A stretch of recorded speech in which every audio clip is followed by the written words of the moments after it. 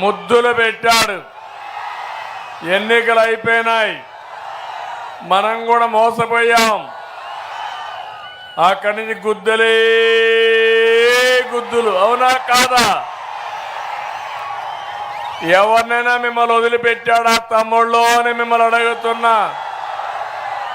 ఎవరిని వదిలిపెట్టలేదు.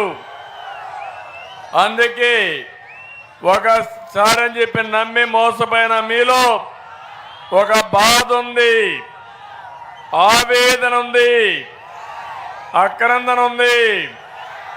అదే మాదిరిగా ఆవేశం కనపడుస్తా ఉంది మీ అందరిలో. ఎప్పుడెప్పుడు ఎన్నికలు వస్తాయా, మే 13 వస్తుందా, 2 బటన్లు నొక్కి వైఎస్ఆర్ కాంగ్రెస్ పార్టీని బంగాళాఖాతంలో పడేయడానికి సిద్ధంగా ఉన్నారు. అవునా కాదా? ఈరోజు నేను వచ్చింది మీకు ఒక భరోసా ఇవ్వడానికి, భద్రతా గ్యారెంటీ ఇవ్వడానికి వచ్చాను. నేను ఒకటే చెప్తున్నా, ఈరోజు ఎన్డీఏ తరపున ఈరోజు చూస్తా ఉంటే 3 జెండాలు ఎక్కడికి పోయినా రెపరెపలాడుతున్నాయి.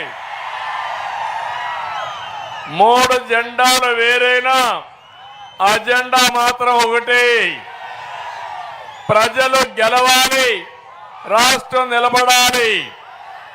మా కలయిక మా కోసరం కాదు, మీకోసరం, ఈ రాష్ట్ర ప్రయోజనాల కోసమని మరొక్కసారి విజ్ఞప్తి చేస్తున్నా మీ అందరికీ.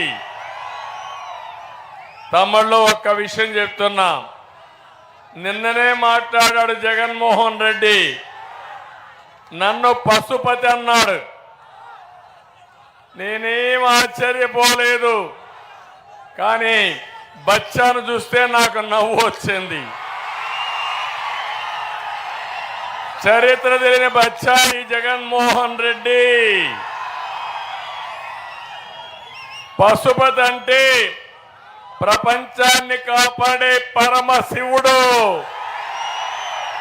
ఆ అవతారానికంటే మించిన అవతారం ఉందా తమ్ముళ్ళు అని మిమ్మల్ని అడుగుతున్నా. అవును, పడరాని అవమానాలు పడుతున్నా.